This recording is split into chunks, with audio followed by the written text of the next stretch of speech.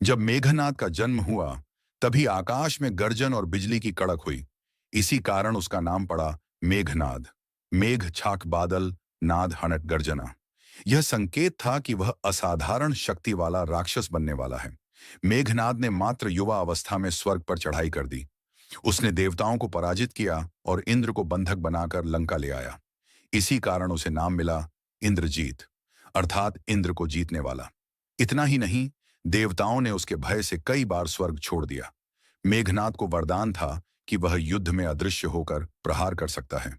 इसीलिए वह आकाश से बाण वर्षा कर शत्रु को परास्त करता था। राम और लक्ष्मण तक उसकी इस मायावी शक्ति से भ्रमित हो जाते थे। मेघनाद ने युद्ध के दौरान नागपाश का प्रयोग कर राम और लक्ष्मण दोनों को नागों की तरह लपेटकर मूर्छित कर दिया था। अगर गरुड़ जी समय पर न आते तो राम और लक्ष्मण की मृत्यु निश्चित थी। मेघनाद कुछ गिने चुने योद्धाओं में से था जिसके पास ब्रह्मास्त्र था। उसे पाशुपतास्त्र, वज्रास्त्र और अन्य दिव्य शस्त्रों का भी ज्ञान था। उसकी शक्ति इतनी थी कि वह अकेला ही संपूर्ण वानर सेना को नष्ट कर सकता था। मेघनाद ने एक विशेष निक्षुभ यज्ञ किया था।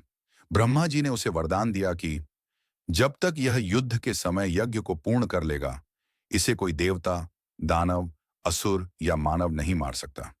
लक्ष्मण ने विभीषण के मार्गदर्शन में उसका यज्ञ भंग कर उसकी मृत्यु सुनिश्चित की। मेघनाद सिर्फ एक राक्षस नहीं, बल्कि अपने समय का सर्वश्रेष्ठ योद्धा और अद्वितीय मायावी शक्तियों का धनी था। उसने देवताओं को हराया, इंद्र को बंदी बनाया, राम और लक्ष्मण को नागपाश में बांधा और अपनी वीरता के कारण इतिहास में अमर हो गया। रामायण के अनुसार जब मेघनाद इंद्रजीत का वध लक्ष्मण ने किया, तब भगवान श्री राम ने उसके शव को सम्मानपूर्वक रावण के पास लंका भेजा। इसके पीछे कई आध्यात्मिक और नैतिक कारण थे।